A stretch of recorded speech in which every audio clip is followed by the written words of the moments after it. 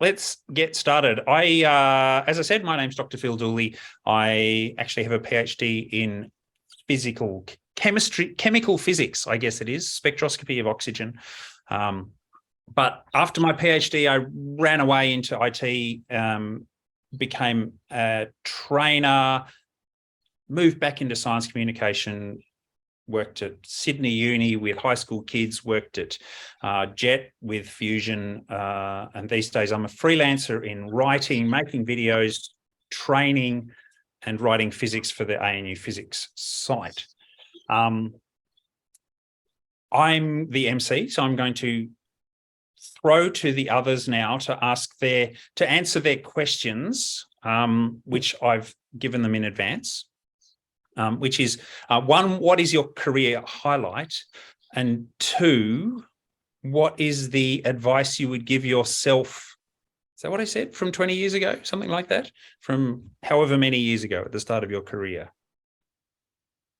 So, Rob's making eye contact. I'm going to throw to you, Rob.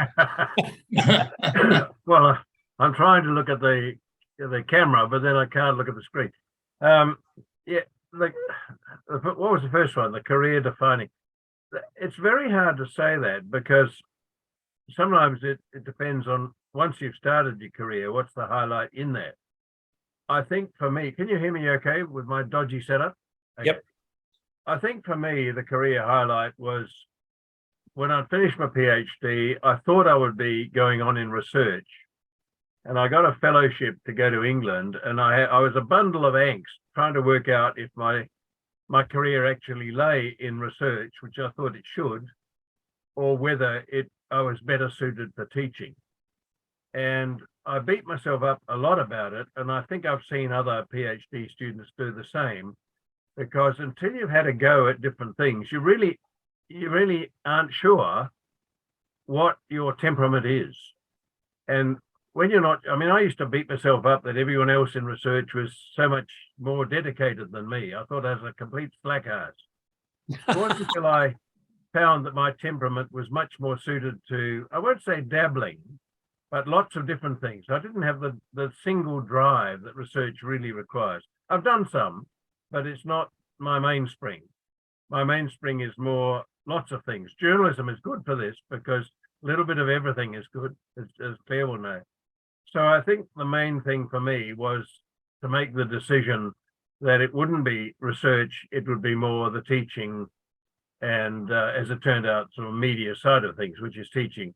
So that to me was the career definer. As for advice, I'm going to pinch advice that was given to me as a postgraduate student by a wise old buffer in physiology, who said, make yourself an expert in something. It doesn't much matter what. And I didn't understand that at the time, but I do now, because to make yourself an expert in something requires all sorts of skills. It requires being able to look up the field and really work out what's missing. It requires some original research. It requires dedication. It requires all sorts of skills. And then once you are that expert, things often just come to you. You're the one that media needs. It opens up a field you didn't know would be yours. It's a very big thing. So my advice would be, make yourself an expert in something. It doesn't much matter what. Nice one. Thank you, Rob. Over to you, Claire. What are your brief highlight and advice to yourself at the beginning of your career? Well, my career highlight was not that long ago with the Advertiser, when we decided to boost the coverage of environment, and I was chosen to lead the Green Zone campaign, which was a collaboration with the Australian Science Media Centre, the Green Adelaide Landscape Management Board and the University of Adelaide's Environment Institute. We had a grant from the Judith Neilson Institute for Journalism and Ideas, and we supported Adelaide's bid to become the world's second national park city after London, which was announced in December. So that was really amazing. And I thought that was, the dream job, and I'd be happy there for forevermore. But things changed this year. another career highlight, of course, is when you're in a position such as that, where you're the science and environment writer for the major daily paper over 15 years, you get to meet all kinds of people who happen to be, you know, passing through. So I've been able to interview Jane Goodall and all the stars like Sir David Attenborough as well, and also, just David Suzuki, people that were heroes of science and science communication when I was little. So that's kind of amazing, really, to have that one-on-one experience. Advice to self, there was a couple of things that came to mind, like don't be afraid to get in and try and have a go. And it took me a long time. Like, I was dabbling around the edges and even though I decided I wanted to be a science writer at 15 and did all the study and got into those jobs, I really wanted to be a science journalist, but I didn't start doing that until I was almost 30. And I was kind of scared, really, of it kind of just playing on the fringes until an opportunity kind of came up and I made it happen. But the other thing was that I did miss an invitation to an interview. I'd applied for a job when I was on a career break or working holiday. I applied for a job at BBC as a science communicator. And back then I didn't have a mobile phone, but I was traveling between Scotland and then coming back down to Essex, where my partner had family, and totally missed that she didn't open the mail, like old-fashioned post saying come to an interview in Edinburgh. Didn't get it until after we got back, and I was so upset. So there's a little fork in the road, but I don't know if that's really that's advice to me. Make sure you ring home and check the mail, and maybe even check in to see how that application's going rather than just hoping to see an email. Yes, never mind. But it all worked out in the end, I guess. So I had a good job in. So perhaps your advice is don't stress, it all works out in the end. Yeah. Release the fear and don't stress, it all works out in the end. Right. Nice. Thank you. Deane, what's a career highlight? I'm sure you've had many, but just pick one. And I'm glad you asked. I guess my interest in science started when I was in year 6. We had a teacher by the name of Len Gardner. Mr. Gardner was an amazing guy. He'd been a World War II fighter pilot, and now he was a teacher who enjoyed every day of teaching and played about 10 different musical instruments. He'd sometimes in the middle of a maths lesson get out the banjo or the swanee whistle and entertain us. And he was the main reason why I decided I'd go into teaching as a career. But I didn't know it would last so long. In fact, a couple of years ago, I had a phone call from a guy who explained he was a producer of Peter Hellier's morning breakfast show. And he said, Peter would like to interview you next week. And I said, why is that? He said, he'd just like to chat to you. And I said, why? And he said, well, we have a sort of a reminiscence program. And I said, what's the program called? And he said, you wouldn't want to know. And I said, yeah, I would. What's the program called? And he said, all right, it's called Are They Dead Yet? So the next week I was interviewed by Pete Hellier, and we talked about why I'm not dead yet, but some of the reasons why we can keep doing things that we're interested in if we love those things. And to me, it's teaching has always been a first love, a first interest, and it still goes on today. So what's your advice to yourself from? Oh, keep going. Actually, I found out a couple of years ago that I had Parkinson's disease, and I've had it for about 11 years. And most of it's been kept under control with medication. But now, the last couple of years, I've slowed down a bit, so I've had to do more things like physiology and all sorts of exercise programs. And I'm determined to, if not help the disease to go away, just to slow it down a bit. And I'm still thoroughly enjoying working with Robb and working on our Curiosity Show YouTube channel. And we love it as much as we did when we first started it. Excellent. That's great. So you're doing new content for that? It's mostly re-editing existing materials and looking at things that can go together. They were throwing in a question that will gear the way they look at an answer. So, and answering questions that they send in. So we are now reaching over 300,000 people as subscribers to our program, and it's in the millions if you look at the viewers. And so we're delighted that the program that we made all those years ago still has relevance. We're not putting new content in. We have done a new curiosity show. Kellogg's wanted us to do one on. It wasn't an ad thing. We didn't advertise them, but it was all about breakfast cereals and related things. But the idea of mixing current stuff with the retrospective didn't seem to work. I mean, people would look at us and be amazed at how you didn't age in all these 50 years. So we didn't want to put them through that. We're keeping the retro apart from the current. And it's odd that people actually seem to have warmed to a retro style. Once they've gotten onto what it was, they like the look of retro. So I think we got it right by luck.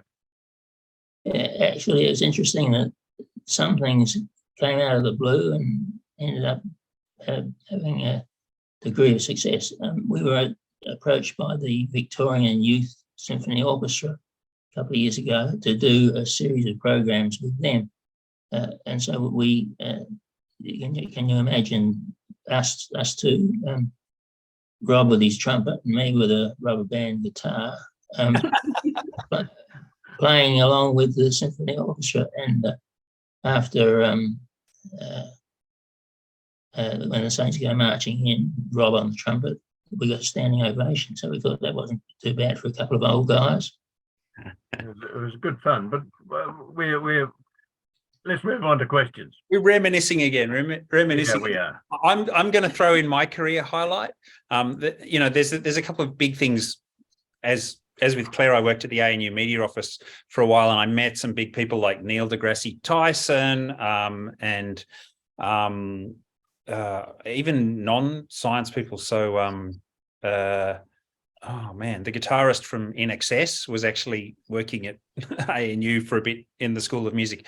But for me, my career highlight, I think, is when I finished my video of When the Saints, just looping into that, which I'd redone as When the Science Gets Peer Reviewed. And I just filmed a video in, literally in here for part of the physics event that I was running, and, dropped the video in. So it looked as though I was just coming around the corner here, and I'll do it now. And there's my piano over there, sat down at the piano and played. And yeah, it was just fun. Just the personal joy of finishing a song and a video clip in which there were 3 of me and 2 of them were singing back up. Oh, here we go. He's got a purple plastic. No, we don't. Anyway, Plastic ones I had to review. We digress. David Wren has a question. What is your advice in engaging people to listen and feel the passion when communicating? Are there tips that you have learned through the years? So this sounds like it's a live engagement, as in, when you're presenting to people. What are the tips? So Robb and Deane, a lot of your stuff was to camera, right? But have you also done live shows? Was the Curiosity show? Heaps. So we've done a lot together and individually. Yes, we've done heaps of it. Well, how about you both answer that? Robb, you go first. Well, when I was training teachers, there was a lot of discussion about what made a good teacher and how you defined a good teacher and all of that. And lots of people have had a go at it. I reckon there are 2 things. It doesn't really, I think, come down to style. It comes down to 2 things. One, you've really got to know your subject. And 2, it really has to matter to you that other people love your subject as you do. Now, given those 2 things, you can get away with murder. You can be a declamatory teacher, or you can be a feely teacher. You can be all sorts of things, but those things come through. The authority of knowing what you're talking about and the enthusiasm that you want to project onto other people. I think if you've got those two things, they're essential starting points. You'll find your own style. I'll try and make this brief because others want to go, but when I was a young academic, I was really worried because I used to watch my colleagues prepare all their term well ahead of time, and they had it all written out, and everything was right. I felt, here I am, a slack ass. I don't ever do that. I always leave it to the last minute. What's the matter with me? Until I read a very interesting article by somebody who had analyzed different styles and come to the conclusion that really teachers were of two main kinds. One was that ultra prepared, minute by minute, got it all under control teacher. The others were performers. And the performer doesn't want it all completely right. The performer wants to know they can take control, but you go into your classroom or your performance not quite knowing where it's going to go. And that gives a sort of adrenaline to the performer's carry on. And I rise there. Like jazz, is it? I was in the latter group rather than the former group. I shouldn't be beating myself up. It's a temperamental thing. You have to learn about yourself. So I think you need to know your stuff that you're talking about. So you've got the confidence to let the thing go in different directions without thinking, God, I only prepared such and such last night. I don't know what I'm going to say. So have the confidence that comes from knowledge of a subject, the enthusiasm that other people enjoyed as much as you do, and feel your way into it to find your own particular style of doing it. That would be my suggestions. Nice. If I could add something to that, when Curiosity Show finished, this is Deane speaking, when Curiosity Show finished, I decided to offer my services as live television shows, but not television, but rather live shows in a theatre at the school. So I worked with a couple of agencies, one in Sydney, one in Melbourne, and we started finding that there was a real demand for the sort of shows that we were putting on. Entertaining, humorous, but they also had science as the underpinning device. In the next 15 years after Curiosity Show, I spoke in, it was up to 150 schools a year. And in fact, at the end of 15 years, I clocked up 1 million students in face-to-face contact. Wow. Yeah. So, I think one of the secrets in keeping on going is to just keep on going. So to engage people to listen. Yeah. What's your top tip Be on that? entertaining. Surprise them. Normally, I'm a fairly quiet, shy young man, old man. But when the Curiosity Show was being recorded or whether a live show is being presented, what I would do is deliberately turn on full volume, full discussion, and turn on the show lights. Yeah, quite deliberately over the top. Yes, some of you may know Veritasium channel, run by Derek Muller. I know Derek reasonably well and was on a few of his very early videos because we worked together at Sydney Uni. But just watching him before he starts a shoot and he's jumping and revving himself up, and that's how he gets that energy going. And that's a certain skill you have to have. So Claire, for you. So can I just add that you do, but if you look at YouTube, it also has an awful lot of people who only do that. And you can tell that the rah-rah is the main thing that they've got. You don't really see the substance behind it. With Derek, there's a huge amount of substance behind it. Yeah. So the rah-rah is, and with Deane too, the rah-rah is a style to get to the meat that's there.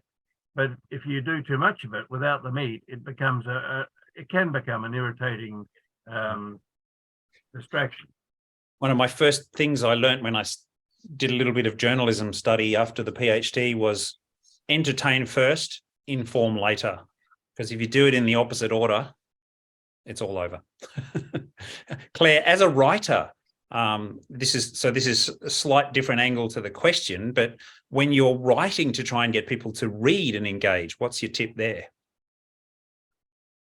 Well, it's the first sentence is the most important, and you learn when you're taught about science writing, about the inverted pyramid and all of that. But I used to try and think of trying to tell my story in a sentence. Like, imagine it's a crowded bar and everyone's busy having their own conversations, and you're trying to kind of yell to your friend about this amazing story that you're working on, and just plain speaking, the most animated, interesting words that you can think of, and something that would stop them in their tracks and say, that sounds interesting, and then keep going. But in the advertiser as well, the other little way, I guess, was also to team it with really good photos. So I was always looking for how I could create either a really good opportunity for one of our staff photographers to set something up and make a creative, beautiful image that would catch the attention, and then the words come next, or perhaps something that could be, supplied some of the beautiful images of science that sometimes work as well. It's a great thing when scientists think from the beginning about what the image could be. I've had some fantastic stories where I've said to people, and can we take a photo? And they're like, oh, no, it's published today, but we finished the work 6 months ago. We've dismantled the apparatus and it's now being used for something else. And it's like, oh, you can't. Oh. So, yeah. Remember images. They're so important these days. And also and I guess now it's about catchy little clips from videos as well. So trying to capture attention that way first. There's also, Claire did right on that first sentence.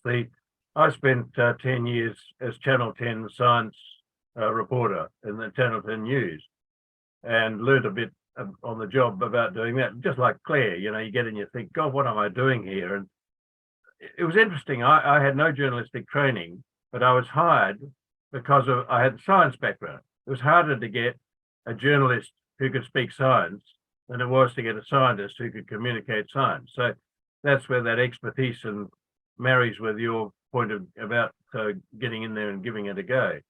But the other thing, I spent a couple of years in the media unit of the university, and it was quite hard to get some of the people in there to write stuff which screamed, this is what I want you to know. Whereas what you really have to write or present is, this is what you want to hear. And the material may be the same, but there's a world of difference in how you actually put that. If you say, this is what I want you to know about how clever we are at the university, you turn people right off. If you think, why would they want to know this? Like that old media thing, there's a bubble above your head saying, why is this important to me or the people I love? If you can see what they're going to see is relevant in what you have, that's a complete turnaround of how you present it. Claire's very good at it. Thank you. The phrase at the advertiser was, why do we care? Yeah. I would say story and then go, why do we care? Yeah, exactly. Why does this matter to me and my loved ones? What people want to read? I learned the trick very early from a guy called Ian Fairweather, who was in television in Adelaide, one of the early people, and he was hosting children's programs, and I was a guest, weekly guest, doing a science segment once a week. And about the third or fourth one that I did, the cameras rolling, were about to cross back after a commercial, and Ian leaned across to me and he said, deer in the headlights. And I said, who's a deer in the headlights? Oh, I am. And then he pointed to his feet and he was shifting weight from left foot to right foot to left foot to right foot and moving his shoulders. And I thought, so I'm not doing that. I'm the deer in the headlights. So he said to me afterwards, yeah, just think of a deer in the headlights. Don't be one. Be active. Be moving. So that was thanks to Ian. it's a thing to learn some of those skills about being in front of people and how to get yourself stable. A lot of people do the sway. My tip on the engaging people, coming back to the question, engaging people to listen, is actually to listen to them a little bit, to find out a little bit about where they're coming from. And it's kind of interesting, I find, because one of the things I do quite a lot of is pub events. And when you are engaging with the audience well, you're actually listening, you're observing them. And humans are extraordinary at picking up a vibe of a room and not being afraid of that vibe and kind of taking it on and, and saying, well, everyone's in a quiet mood tonight or something like that can really help. And this ability that humans have to listen to each other and get into rapport. And that's kind of what comes from what Robb was saying, was that, and if you're in rapport and you're excited, then it will excite them as well. So it kind of works together. Fabulous book by Alan Alda about this whole thing of how humans connect. There's a paradox in it too. In a lot of teachers, when they get onto television, and any teachers who are trying to do this, have a think about it. A lot of them are actually paradoxically not very good to begin with, because they're used to looking around and getting feedback from an audience. They can see it in their faces. You get in a television studio, the only people there, the cameramen are looking in the camera, the producer's looking at a monitor, the director's upstairs and you can't see him, and the props boy is shuffling around. There's no one to engage with. Yeah. Until you learn the trick of actually imagining your own audience. For me, it was a 10-year-old on the other side of the screen. You just talk to one person there.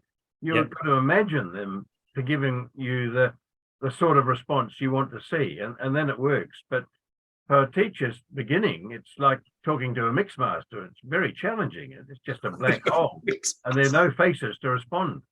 Yeah. It's very tricky. All right, we have a second question from Susan.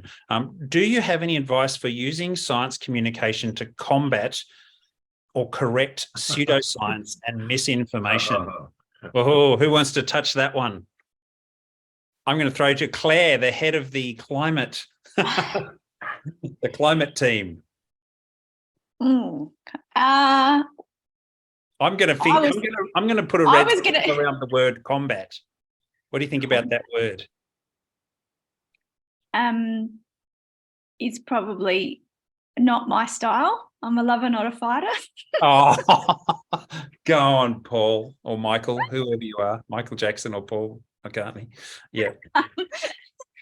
I know Rob's really good on this topic, because there was a whole effort behind trying to counter pseudoscience. I remember working with you on that. I'm not quite sure. I kind of try and ignore it and it'll go away.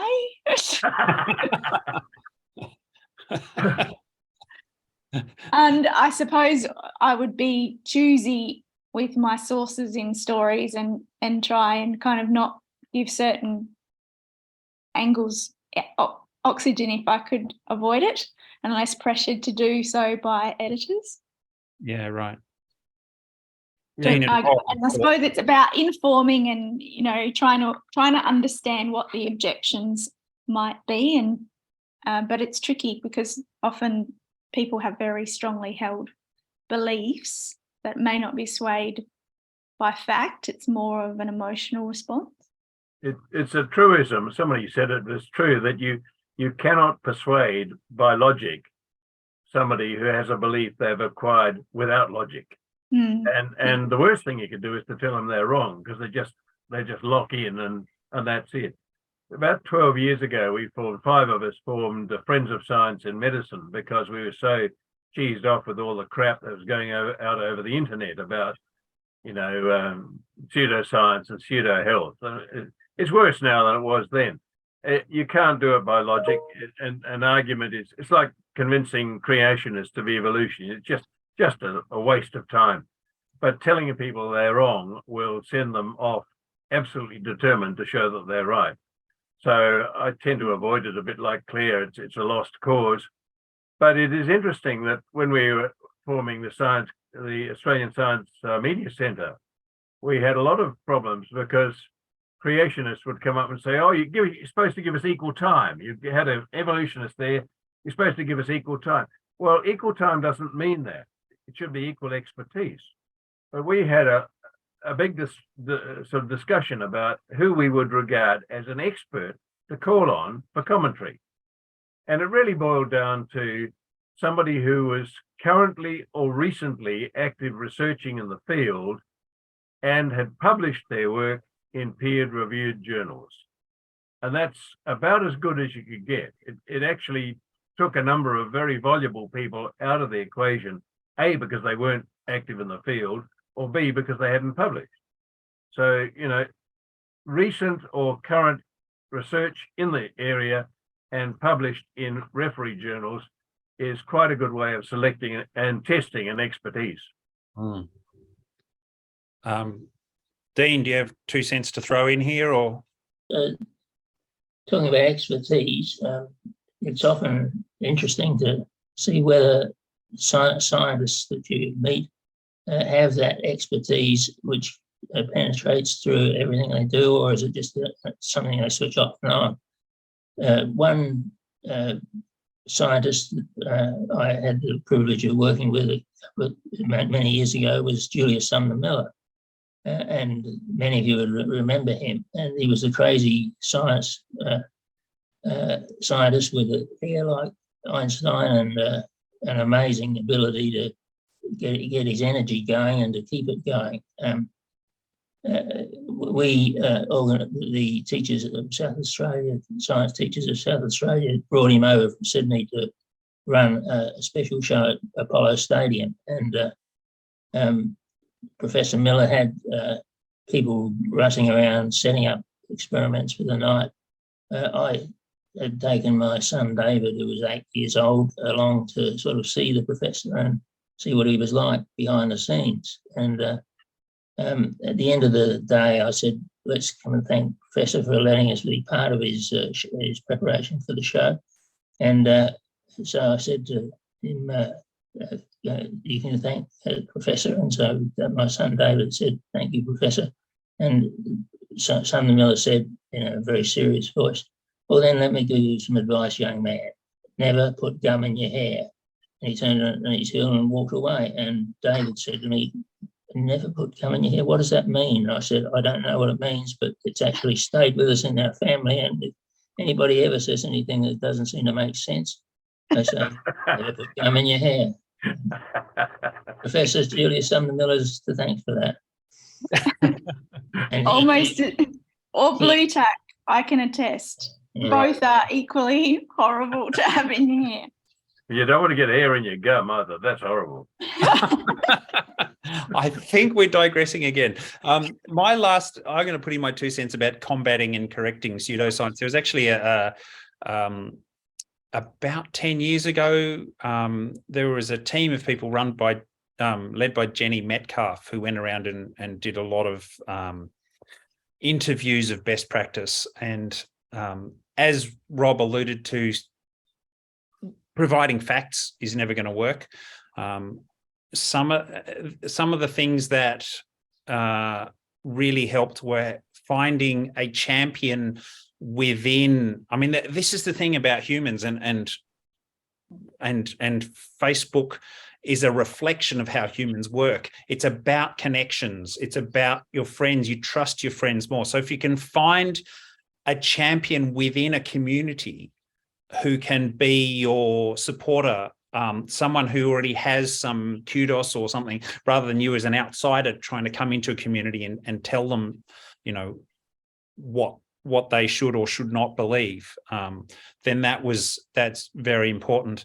And part of, I guess, getting the respect which will enable you to influence people's opinions is about respecting them.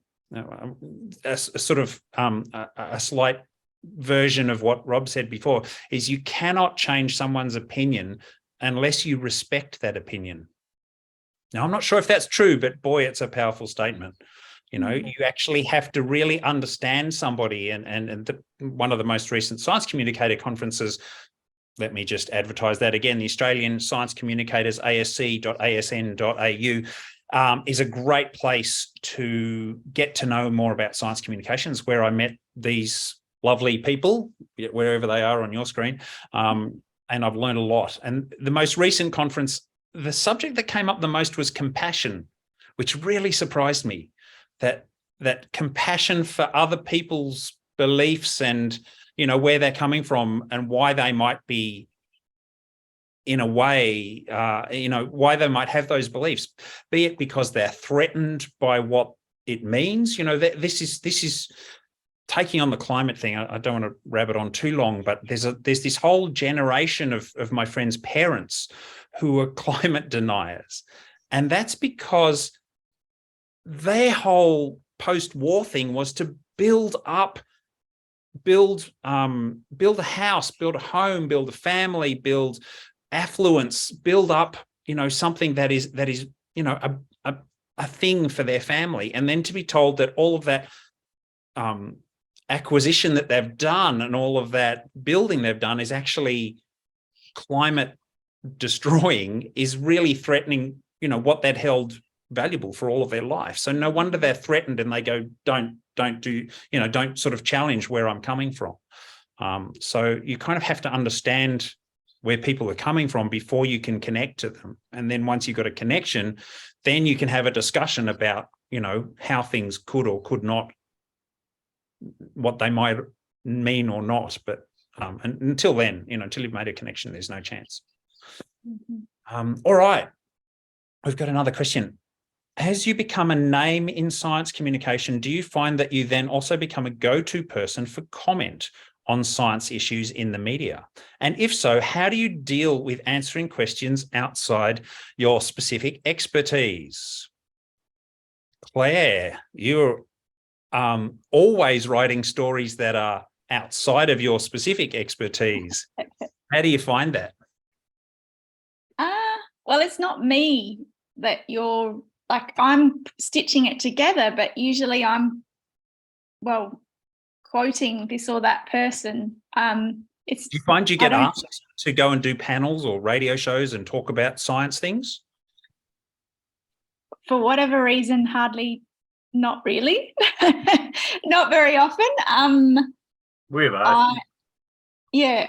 I've been here and there along the way, but I'm not like a Dr. Carl with answers off the top of my head. I did used to find it more than anywhere else in the newsroom. People would come to me and ask me as if I would know any science question answer. And I would say, just leave it with me and I'll find out and I'll get you an answer. But that's not like, I don't have it all, access to all of science in my own head. But it's funny that it happened in the newsroom and it didn't happen in the real world.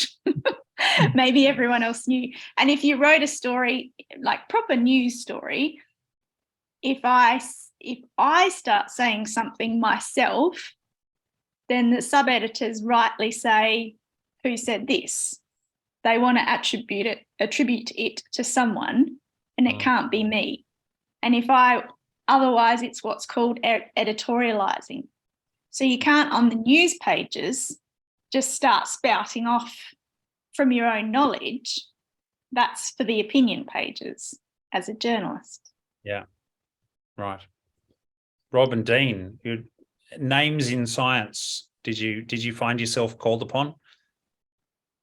Yeah, it still happens. You get radio, and one of the last ones I got was some rural radio and ABC ring up asking whether I'd be prepared to comment on whether you could really polish a turd. Lighthearted, but in fact, having written a book on animal turds, I thought, I'll have a go at this. But it mostly. And that wasn't your career highlight? I did a book on animal tracks and traces, so it was one of the highlights. Identifying animals from there, and you can polish a turd, apart from coprolites, which is stone anyway. But that's a side issue. if a radio rings you up and asks you to comment on something, and it's not my expertise, I'll say so. And I usually direct them to the Australian Science Media Centre, where they will find somebody who really has expertise on that, and they'll be better served. You don't want to get into, the ego kind of, I'm here an expert on everything. But when you're on talkback radio, you get a lot of it, and you might be on there talking about dolphins, and you know something about that. And people will ring up with the weirdest kind of questions, often slightly oblique to the truth, about, should they be taking this for some fanciful disease that you think is probably not a real one anyway? And the world is listening in to your answer. So you have to be quick. I mean, dealing with students too, you tell them how to go and find things out. So you can pass that information on, but you never try and give a pretend expertise you don't have. And I have heard people in the media who get these questions, and rather than deal with it like that, they'll slightly slip it sideways onto something that wasn't quite asked, but they know about, and then off they go. And that can be a bit irritating too. So honestly, a lot of people just expect if you're a scientist, you know everything about all things in science, but it's not like that. And it's a good way to inform people that it isn't like that.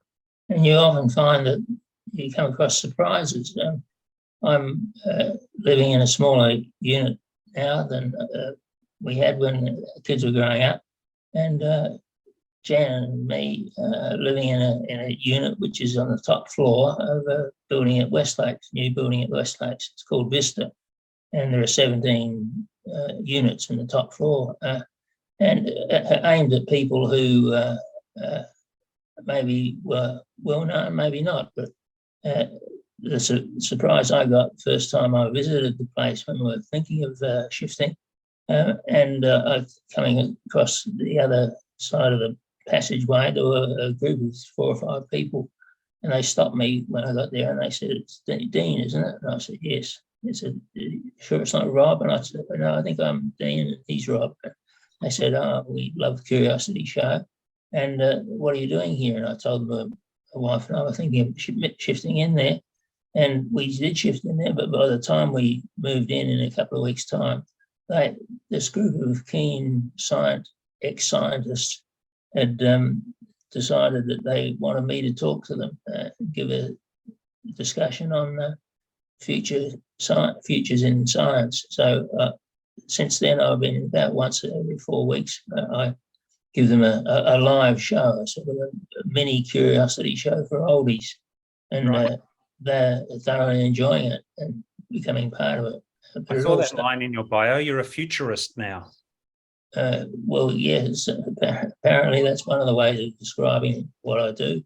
And it's always a challenge to say, what are the alternatives that we'll be faced with, and how are we going to become part of the future process? Yeah, it's an interesting thing. I mean, I think this whole question of becoming an expert, if you like, Tim Flannery did this, and he went, he sort of became an ambassador for climate, and his expertise is actually in paleontology, so maybe ancient climates, but current climate not now at all.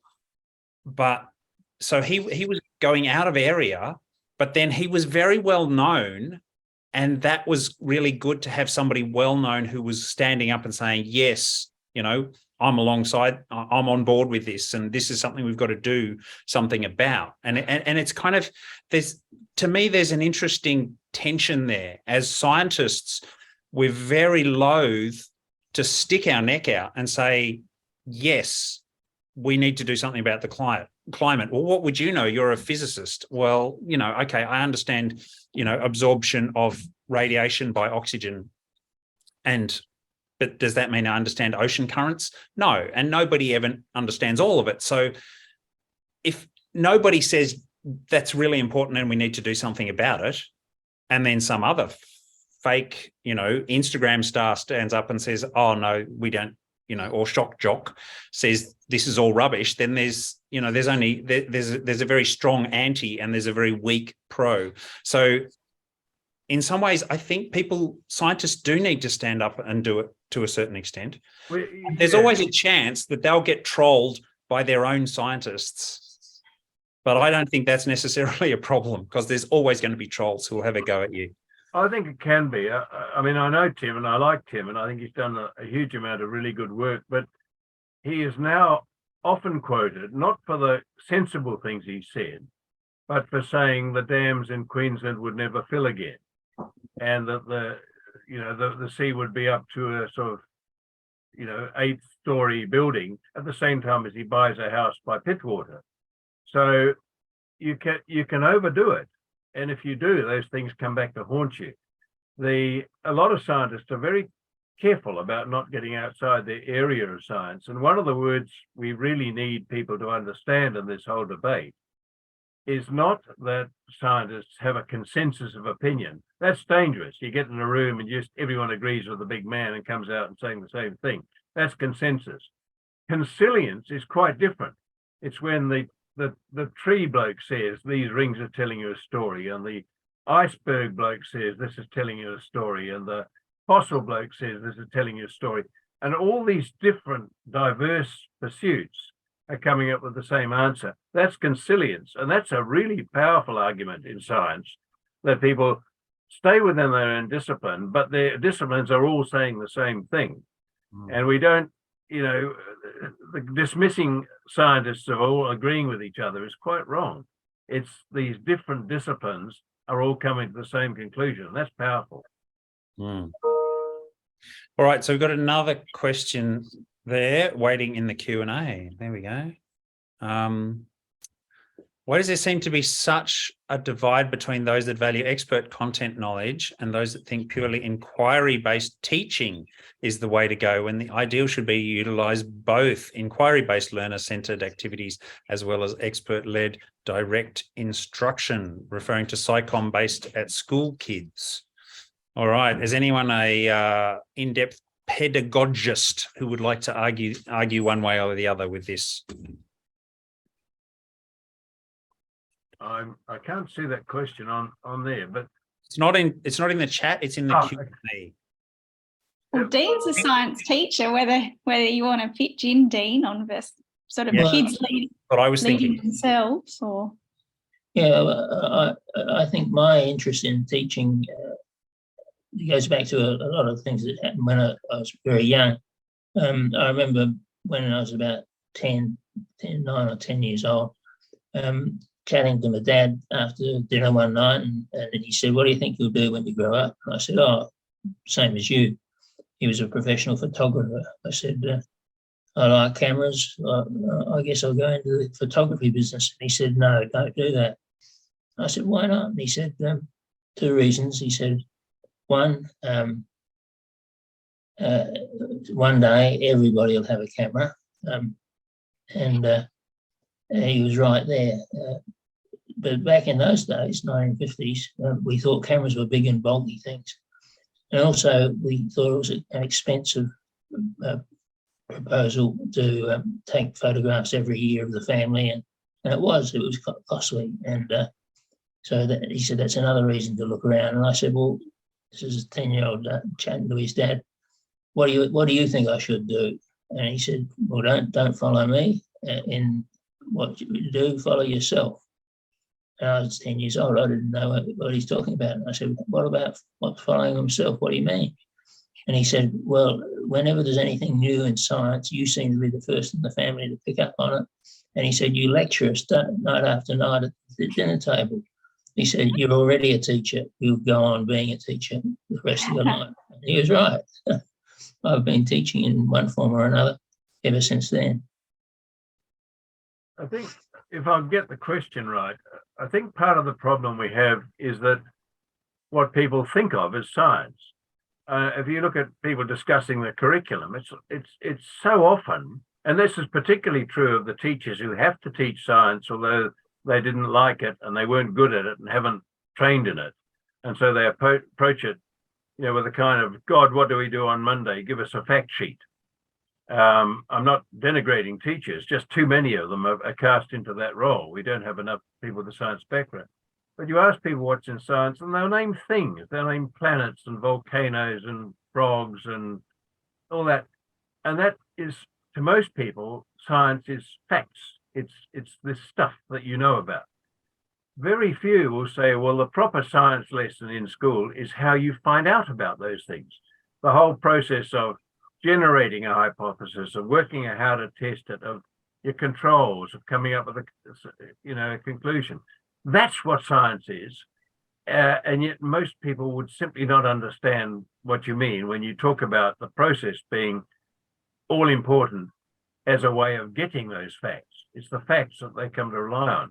So I think we need to get this message over better, that the good science teacher will teach you how to find out things, not just give you a lot of stuff that's already known.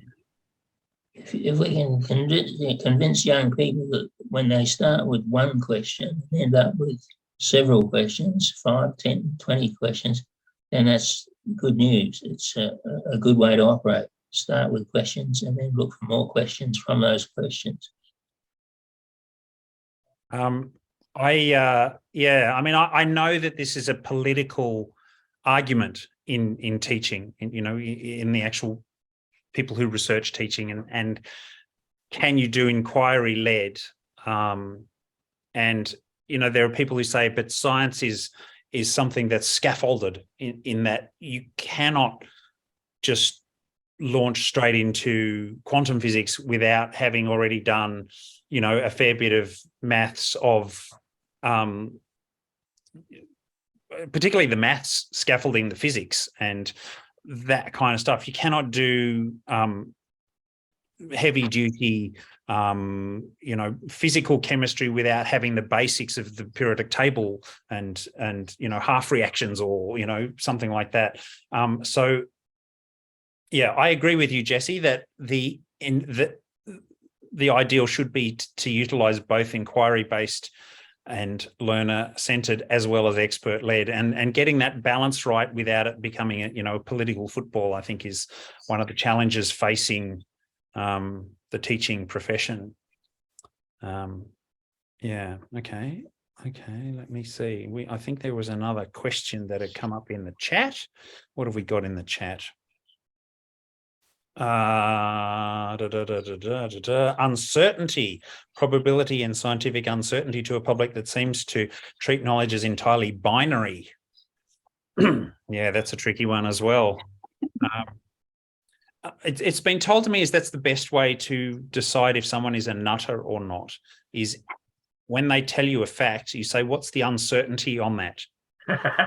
If they say it's completely certain, then you're sure that it's actually not. Whereas a good scientist will know exactly what they know and what they don't know. And, there's a 5% error on that, and et cetera, et cetera. It's a very good question because, there are all sorts of things in this climate change debate that I'm uncertain about. And I think that's right. But if you express that as a scientist, people look at you as if you're sort of a renegade and about to let the side down. A huge amount of it that I think, well, hang on, is that right? Or is that right? Or how do we know? Or a huge uncertainty in the whole thing. And yet it tends to become, as this question quite rightly puts it, a kind of binary right or wrong or yes or no. It's much more complex than that. And that's very hard to get over. Very hard to get over. One of the best ways I've heard it expressed is with one of the climate scientists who I worked with for a show, and we were talking about this idea of uncertainty, and she said, "I'd bet my house on it." Okay, so there's a certainty-uncertainty thing, but in a way that everybody can relate to. It's like, although there's a chance that it's not right, I'm so certain that, I would bet something very important on it. So, there's one approach. You find a language, an everyday public language that engages with uncertainty and try and frame your answers in that, I guess. Okay, what are the opportunities and threats in science communication in the era of the slow death of mass media? There we go. The slow death of mass media. What do you think, Claire? Is that true? Yes. It's very different to when I first started. So 15 years, I guess, is a long time in journalism. Not only do we now have full colour papers, we've got websites and video and social media. And a lot of attention is paid to exactly who's looking at what, clicking on what, subscribing to what, where they're from. So the data analytics that backs up the website is driving the news agenda, driving editorial decisions about what to cover and what not to cover. And different business models, you know, because the old business model completely fell apart. They're trying to make the web pay. So the whole landscape is shifted, and to the detriment of science communication, I'm afraid. So I think science communication has to move into other arenas, and this may be an opportunity for me to announce that I will be joining the conversation next year. So I don't know if you guys all know the conversation, but different business model entirely, and it's a very good way for academics and possibly many of those who are in this audience today to, if you work at a university, or you're friendly with someone who works at a university, because it needs to have a university person's byline, you can pitch an idea to the conversation and work with established editors to craft that into a story that can potentially propagate around the world. They have a Creative Commons sort of approach to the journalism that's published on that site, and your story can get a lot of traction that way and appear in the mainstream news media who can use it for free. So very different. And of course, there's that. So through social media, you have also the opportunity to get an audience directly, like communicate to the masses without mainstream media at all.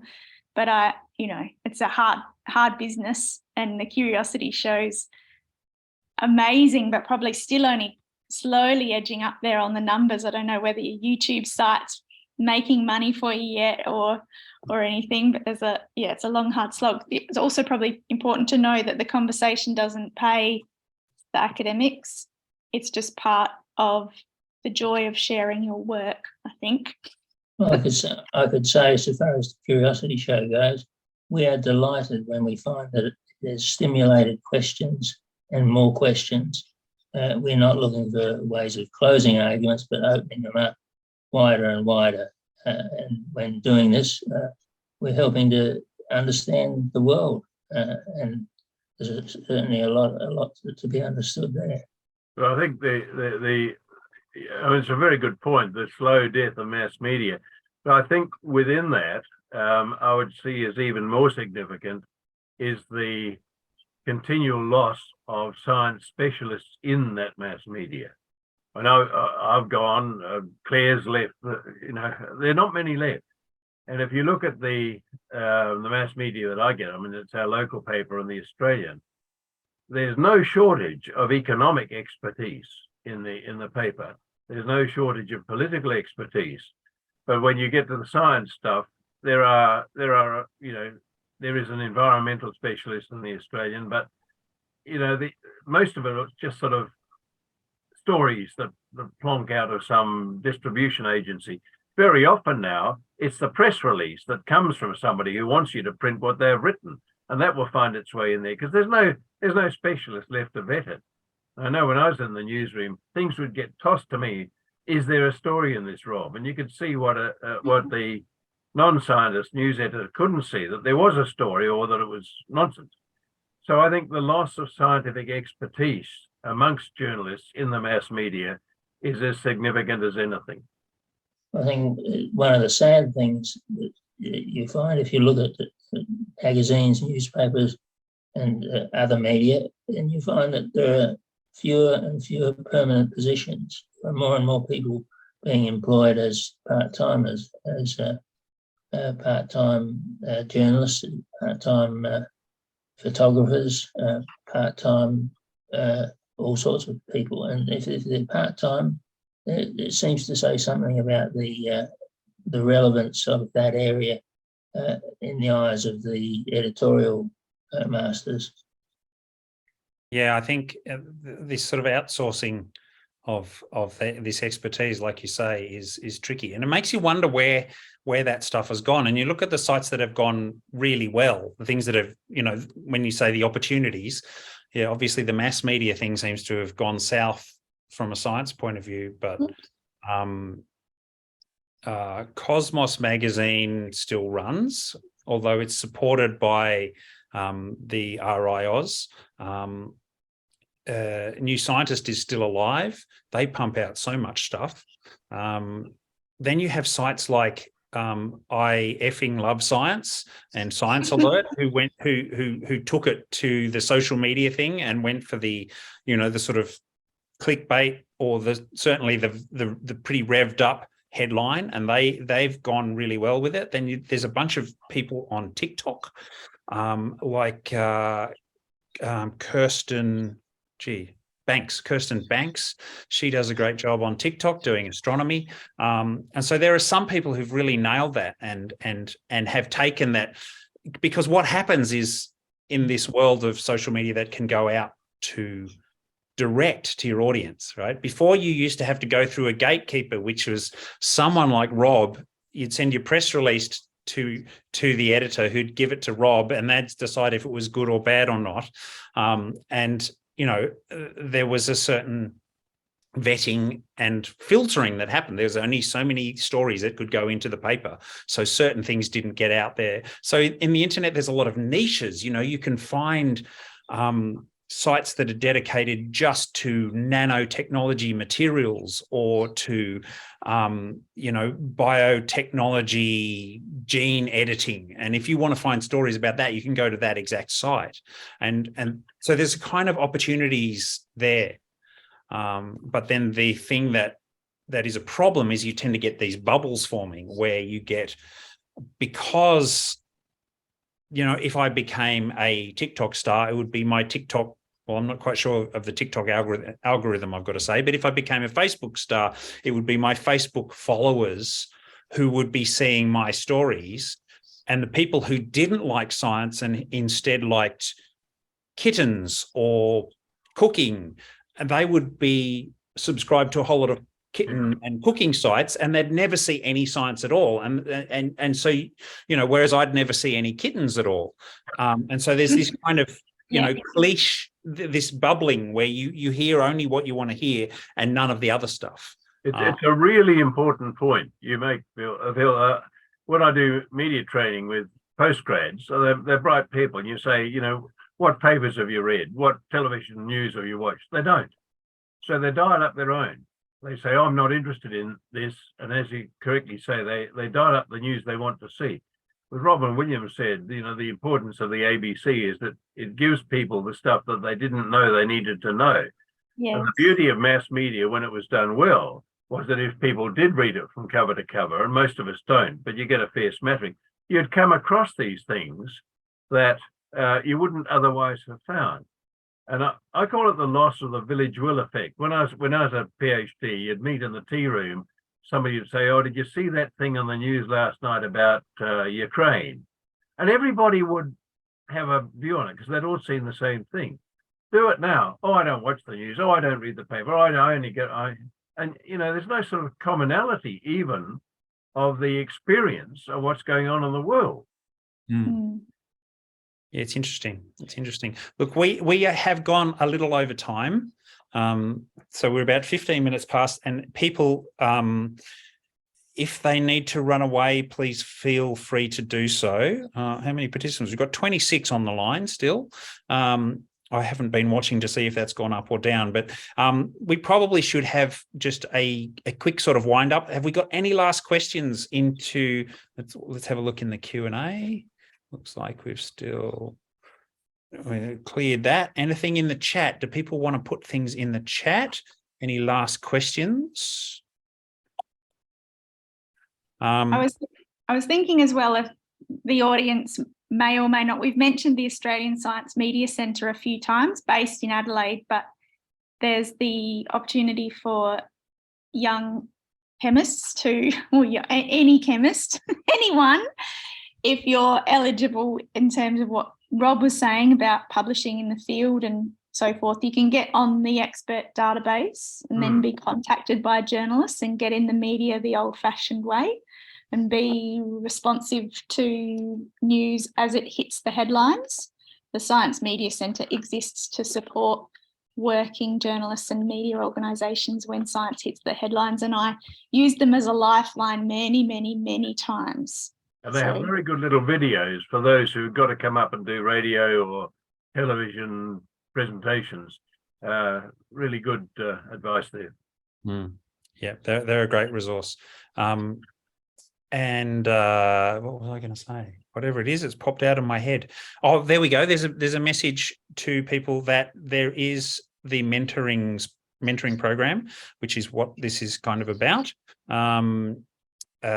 If you want to talk to somebody about a science communication career or any other sort of career, then AFSHA has just popped the link into the chat there.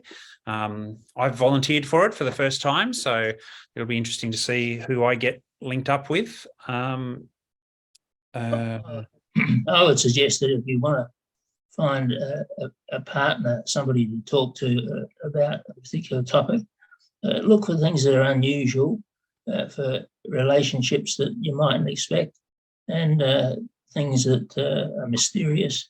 Look at these, and if you find that your audience is interested in them too, you have a discussion that you can get started and keep going. And if there's discussion about any particular topic, it's certainly an opportunity to enlarge the knowledge base of us and people around us. Oh, there we go. We've just had, sorry, Deane, thank you for that, but there's just a firebomb has been thrown into the Q&A right there. Are there any competitions or places where SciCommers can submit their work to try and find new opportunities that you would recommend? Rob and I share an opinion about how few science communication prizes there are. There's a few things like some video competitions that I've seen around. Jesse, are you a professional science communicator, or are you a researcher who's looking to promote your work? Because there are more opportunities for that. Have we got any particularly that we would throw out there, people? I think there's the Bragg Prize for science writing that's just been announced this year for people who are perhaps already in the game. There's one field not to overlook, though, if you're wanting to get into writing, and that is to look at all sorts of societies and clubs have newsletters, and they're usually desperate for material. And if you've got some sort of expertise or some sort of interest in an area that they're looking for, you can start to hone your skills on writing articles for these newsletters and papers and magazines. You may not get paid, but it's a very good way of starting to build a portfolio that you might be able to show to somebody. Yeah, that's a good point. There's definitely, there we go. RACI's Chemistry in Australia magazine welcomes contributions, and the Institute of Physics, and there's all kinds of places in these niche magazines where you can get a start. So. Yeah. There used to be Australasian Science, but that's another one that's gone, with Guy Norsh's splendid input. Yeah.